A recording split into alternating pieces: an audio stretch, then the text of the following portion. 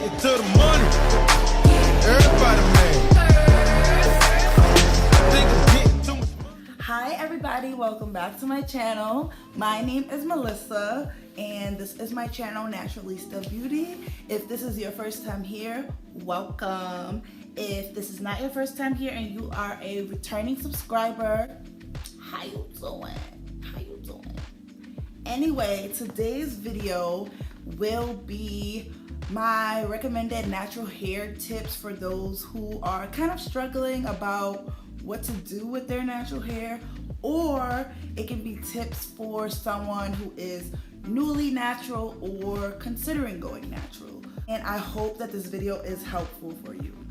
Before we get started, I just want to ask you to check out my social media. It is the same name as my YouTube channel, Naturalizta.beauty. You can find me on Facebook and you can find me on Instagram.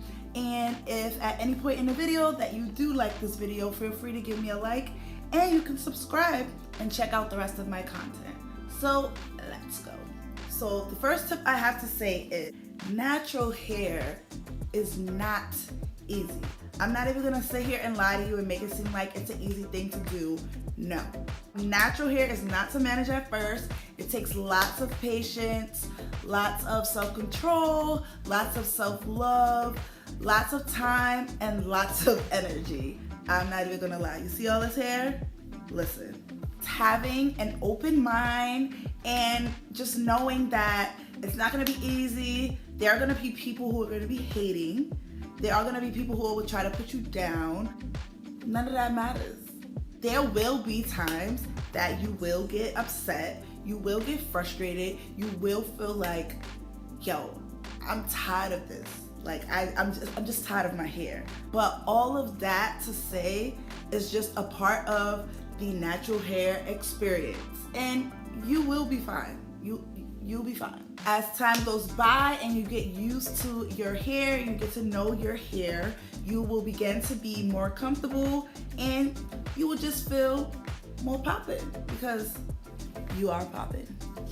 No. Okay. So next tip. I need for you to understand your hair is dead. You can cut it, you can put products in it, but you do not feel it because your hair is dead. Okay? So that means it is up to you to control how it is. Next step, your hair does grow. Regardless of how kinky you think it is, regardless of how shrunken and you think it is, how short you think it is, your hair is growing. Your hair grows a certain amount every day, but just like it grows every day, it also sheds a certain amount every day. On average, we grow a ½ an inch every month, but also on average, we shed about 100 to 120 strands. This is important for me to mention because I also want you to know that when it comes to hair growth, there is a whole cycle. Your hair starts off in 4 cycles, and in the ending cycle, it sheds. That is why you are recommended to trim your hair. Now we'll get into more detail about that when I get to that tip. Establishing a great hair routine will help you retain that length since we do lose hair every day. So the next tip. I know that when it's going natural, you hear all of these things about how to take care of your hair. I get it. It could be confusing. You want to listen to this, you want to listen to that, but making the decision to just have natural hair is all about trial and error. There's no one set way to deal with your hair, and there's no specific set products that we all need to use. It really depends on what your hair is like. So it's very important to take the time to see what your hair likes and what your hair does not like. So this leads me to the next step. Take the time to learn your hair and don't focus on what's not relevant to your hair. So I just want to explain a few terms, just in case you may not be familiar. You might be familiar, and if you want to look more in depth to these terms, you're free to go on our little friend Google or just explore more videos on YouTube. When it comes to your curl pattern, honestly, it's just about how it looks. Your curl pattern can be kinky, it can be curly, it can be coily, it can be wavy, etc. But that is just to describe how your hair looks. Next, texture. Your texture can be coarse, it can be medium, it can be fine. Matter of fact, your hair texture basically means how wide they are. If I was to grab one of my hair strands out, oh shit, one really. So you see my hair strand? You may or may not see that, okay? But what you can see here is that it's so skinny. If I rub my fingers on it, I barely feel it. I have fine hair. If you have very coarse hair, when you are rubbing your hair strand, you can feel it a lot. That is very coarse hair. So it's very good to get to know how to describe your hair texture, because then that explains what products might not be the best for you and what might be the best for you. One thing that you should know in how to identify your hair is your hair type. Now, that's not necessarily important in regards to your hair care, but it does give you a sense of community when it comes to knowing other people with similar hair types. So we have basically 4 hair types. They range on a scale from 1 to 4, 1 being the loosest or the straightest, 4 being the most tightest and the most kinkiest. As you can see, I am hair type 4, and I personally identify with 4B and 4C. Now, I just want to explain that there is no one set way for 4 type hair to look. There's no one set way for 3 type hair to look. You can identify with that hair type, but then your hair does different things. When you look at some products now, I see very often that they say, this is for this type of hair, this is for this, and that's really helpful. There is also something you should know about your hair called your porosity, and basically that is how well your hair intakes moisture. So there are 3 types of porosities. There is low porosity, there is normal porosity, and then there is high porosity. I am not going to go into detail with this on this video, but just know knowing your hair porosity and just testing your hair out on clean hair to find your hair porosity will help with what kind of products that might be the best for you.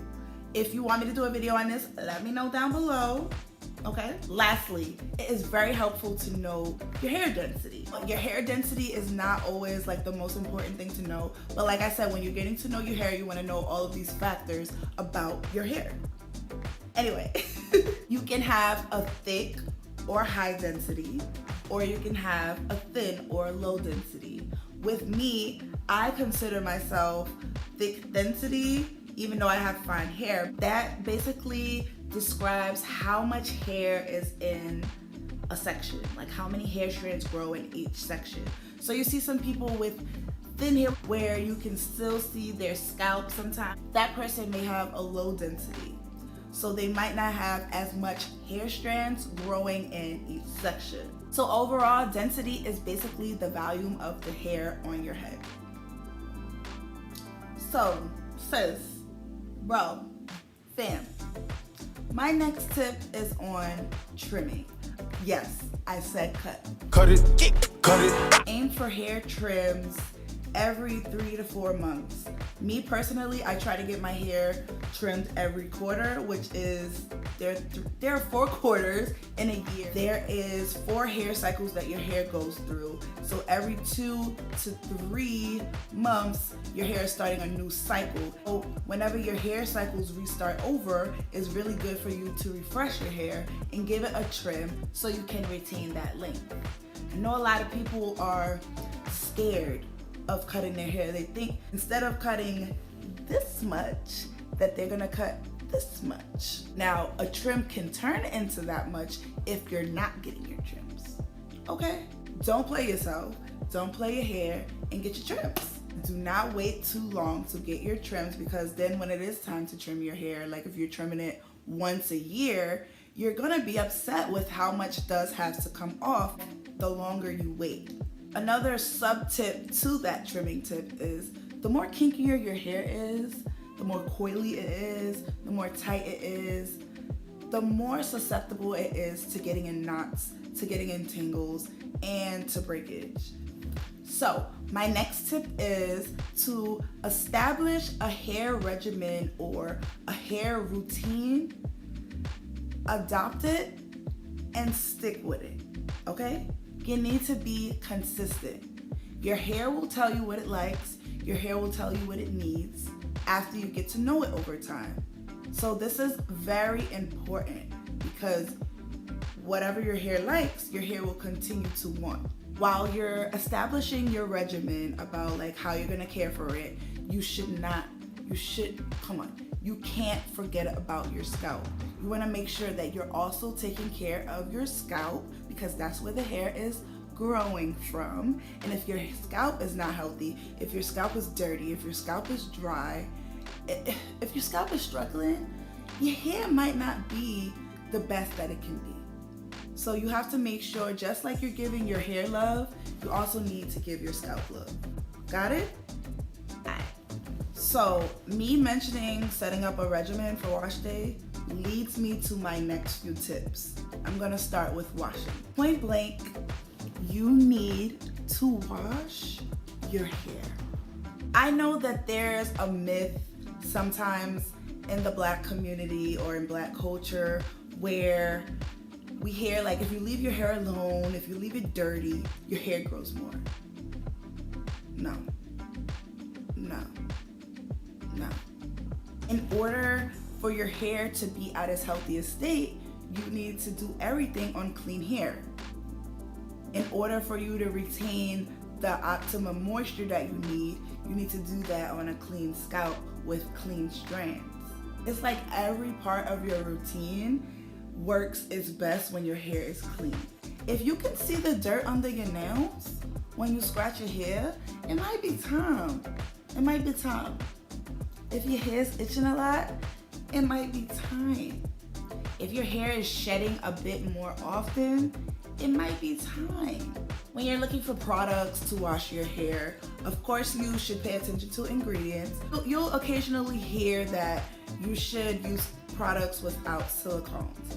When it comes to shampoo, silicone is okay every once in a while because silicone grab on to dirt and oil. They pull them out and they rinse it out so it cleans your hair a bit better. So every once in a while, it's okay to use silicones in your shampoo. My next tip is condition often. With curly and kinky hair, it is very important to use conditioners.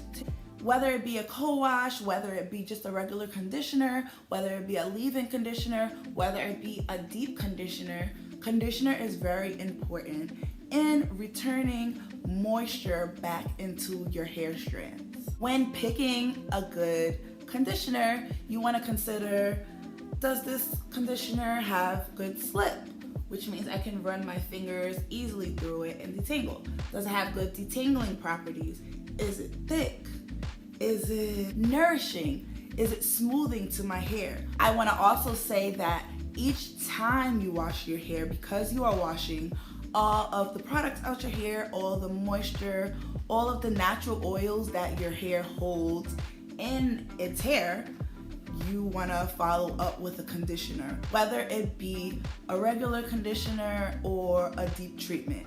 I personally suggest people to use a deep treatment every time they wash their hair because you're basically resetting your hair and trying to restore everything back to normal. So I just always follow up with a deep conditioner, and that just makes my hair more manageable. One thing that does help with deep conditioners specifically is to cover your head or use heat or steam. And you're using the natural heat from your head to produce steam, and that kind of helps moisture to seep in deeper and work better. So we're getting close to the end. My next tip is protective styling. Protective styling? Girl, do that. Protective styling is so fun. You can explore all of these hairstyles and it's temporary. You're giving your hair a break and you're also protecting the ends of your hair, as they are the most oldest part of your hair and are the most sensitive. With protective styling, it allows your hair to retain its length without being manipulated. Before protective styling, I recommend you wash your hair and you just put as much moisture as you can into it, because you want to make sure that your hair is as moisturized as it can be, and you want to make sure that it's holding in that moisture while it's holding that style. With protective styles, you want to make sure that they are not too tight on your hair. You don't want to stress out your edges or stress out your scalp or your hair and have it break off when you was just trying to protect it. Also, if you are somebody who likes to do protective styling very often, for example, braids, give your hair a break. Whenever you take it down, make sure you thoroughly wash and clarify your hair, restore all of its moisture, detangle effectively, and give it a break. Let it breathe. Let it breathe. Please, let it breathe again. Breathe again. So before I get to the last tip, just want to mention a few honorable mentions that I didn't mention to y'all. And I said mention mad times just now. I know I did.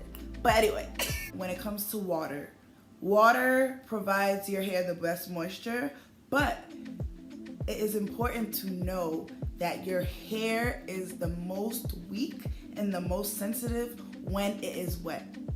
So you want to make sure that you are not being rough. Make sure you are being gentle with your hair. Another honorable mention is protect your hair at night. Where's your scarf? Oh, you don't got a scarf? Where's your bonnet? Do you have a satin pillowcase that you can sleep on? If you don't have any of those things, you need to get it as soon as possible if you want to flourish with your natural hair. Because one thing that people fail to realize when they first go natural is that using cotton material on your head, one, it strips the moisture that you spent time putting into your hair, but cotton also tends to rub against your hair, and your hair sometimes attaches to it and rips out. And you want to just avoid that. So at night, while you're sleepwalking and tossing and turning or doing whatever you do at night in your bed, it's not my business. It's not my business. You need to make sure you're protecting your hair. And that involves a satin instrument, whether it be a scarf, whether it be a bonnet, whether it be satin pillowcases. Just make sure you are protecting your hair. My last tip for the people is to love your hair and have fun with it. Hey! I know it's a lot of things that you have to remember. You may think it's a lot of steps.